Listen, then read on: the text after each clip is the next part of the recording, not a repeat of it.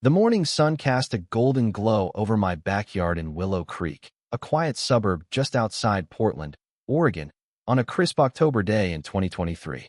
I stood on my deck, coffee mug warming my hands, watching Tom, my contractor, maneuver a hulking yellow road roller toward the muddy mess that used to be my creek crossing. 2 months earlier, a brutal storm had washed it out, leaving me stranded unless I trekked through my neighbor's yard with groceries and tower hassle that got old fast. Tom, a grizzled guy with 30 years in construction, had promised to fix it in a couple of days.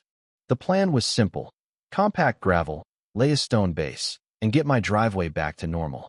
I was almost giddy thinking about driving straight home without playing Backyard Explorer. But that fleeting optimism shattered when 3 SUVs roared down my street, screeching to a halt in a formation that blocked my driveway like a SWAT team raid. Out stepped Karen Voss, the neighborhood's self-proclaimed guardian, striding toward us with a glint in her eye that screamed trouble.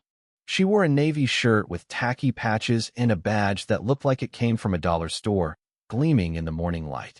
Behind her, two others: Greg, a guy I'd seen at mailboxes but never spoken to, clutching a clipboard like it was his lifeline, and a third stranger with the same wannabe cop vibe flanked her like henchmen. Karen barked, "Halt this work now. This is an environmental violation." Her voice carried enough force to wake half of Willow Creek. Tom shot me a look, one eyebrow raised, probably wondering if I'd skipped some permit. I shook my head, clueless. This crossing had been here forever, long before I bought the place in 2021. When I asked what authority she had over my private land, Karen's smile flickered, then turned sharp. She flashed her badge, proclaiming herself a community oversight officer, and threatened to revoke Tom's license if he didn't stop. I couldn't help it. I laughed. "That badge looks like a kid's toy," I said, my patience thinning. Her grip on it tightened, and she pulled out her phone with a dramatic flourish, loudly requesting immediate backup for an illegal construction violation. My stomach churned. Was she bluffing, or did she actually have pull?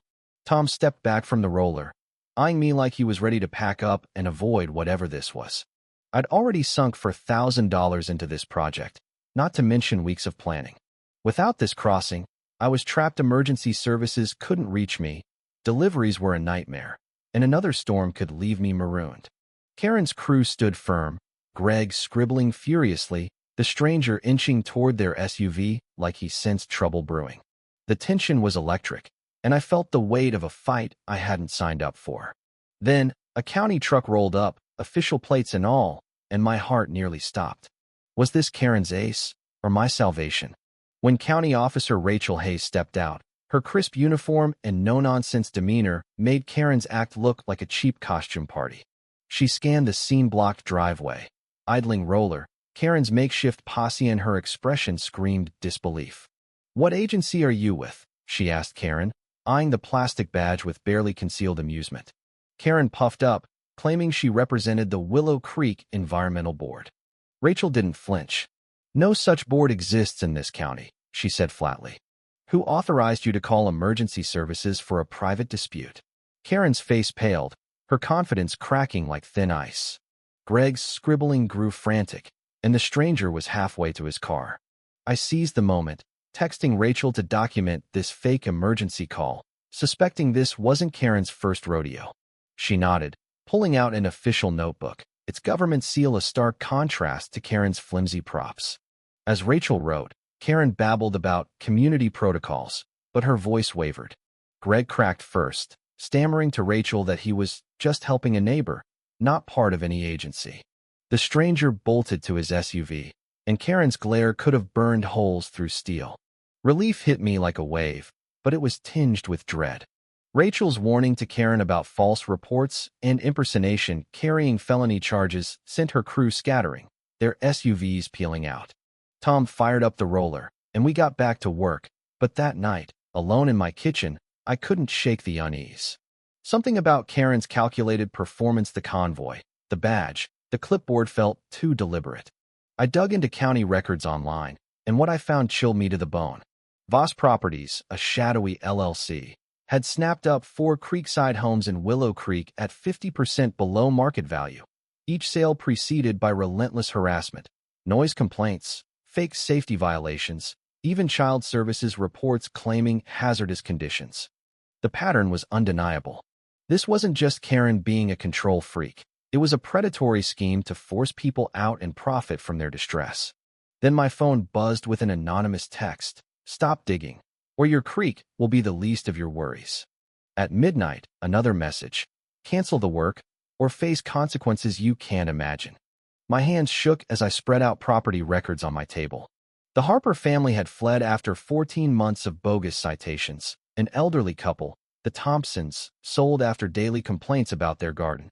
A single dad gave up when environmental hazards piled up.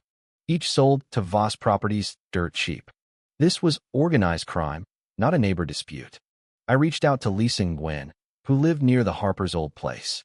She cracked her door, eyes wary, and asked, "How do I know you're not with Karen, sniffing out troublemakers?" It took 20 minutes, showing her the texts and calling Rachel on speaker to convince her. Inside, Lisa's story was worse than I'd feared. Karen's network 6 neighbors filed false complaints, from noise violations at 2 a.m. to child services claims about contaminated creeks. Families with kids were easy targets. No one risks their children over lies. Lisa said the Harpers' 3 kids were traumatized by accusations of living in a toxic home. Some neighbors were true believers, thinking they protected property values. Others were paid to play along. The deeper I dug, the uglier it got. HOA records were under maintenance, online, conveniently inaccessible. At City Hall, incorporation files were missing, checked out by someone who never returned them. Karen's operation wasn't just intimidating homeowners, it was erasing evidence. The stress was crushing. $600 in lost work time, sleepless nights, and the constant fear of retaliation. I was starting to see why people gave up. But then I met Henry Walsh, a retired lawyer 2 streets over. Karen had threatened him with elder abuse probes when he questioned HOA spending. His files dates, witnesses, complaints mapped her playbook. Minor violations escalating to agency involvement until owners broke. When I showed him the Voss Properties records, his face darkened. "This isn't harassment," he said. "It's fraud, extortion, maybe racketeering." The breaking point came when Karen's crew returned at 8 a.m., transforming my property into a fake construction zone. Orange cones, work signs, 6 people in matching vests and hard hats, blocking Tom's roller. Karen barked orders, her eyes daring me to challenge her. Greg scribbled, now backed by 4 strangers. I didn't argue. I dialed 911 on speaker, voice booming. "I'm reporting impersonation of officials and trespassing." 2 of her crew bolted, fear replacing their bravado. Sheriff Daniel Cole arrived, his calm authority cutting through the chaos. He studied the cones, the signs, Karen's folder of permits and witness statements. I handed him my evidence. Voss Properties purchase patterns, Tom's testimony of a bribery attempt.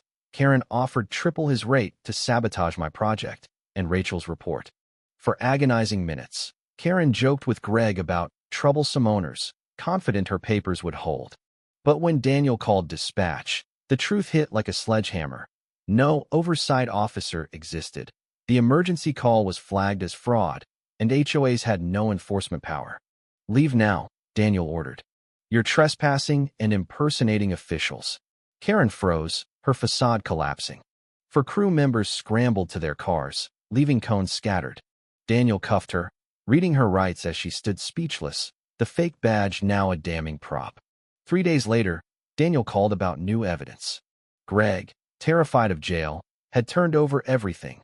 Payment receipts, forged permits, recorded talks where Karen planned to target creek properties and maximize pressure on families. The scheme spanned 5 neighborhoods, with Voss Properties raking in millions. Bank records tied harassment to purchases, and forged seals littered complaints. The FBI was sniffing around for interstate violations. Karen, from jail, claimed investor pressure to reduce charges, but it only added conspiracy counts. My legal bills hit $5,000, but seeing her empire crumble was worth every cent. The prosecutor filed charges: impersonation, fraud, extortion, false reports, with up to 7 years in prison and $100,000 in fines. Voss Properties dissolved, its assets frozen, owing $80,000 in victim restitution. The community began to heal. Lisa became HOA president, banning fake authority claims. Henry drafted ironclad bylaws. Neighbors shared stories of years under Karen's thumb, kids scared to play, elders abandoning gardens. Property values rose as families returned, drawn by our stand. 6 months later, Karen sold her house at a 45% loss. Her own tactics turned against her. Standing on my finished crossing, coffee in hand, I watched the creek flow, a quiet reminder of what we'd saved. Daniel's card sits on my desk, not a trophy, but a symbol of real authority serving justice. This fight wasn't just for might, was for every family spared her wrath. So what do you think? Should Greg get a pass for spilling the beans, or should he face the same heat as Karen for profiting off pain? Could you stand up to a bully like this, knowing the cost? And what if this is happening in your town? Would you dig deeper or walk away? Drop your thoughts below, hit that like button if this got your blood pumping, and subscribe for more stories of ordinary folks taking on giants.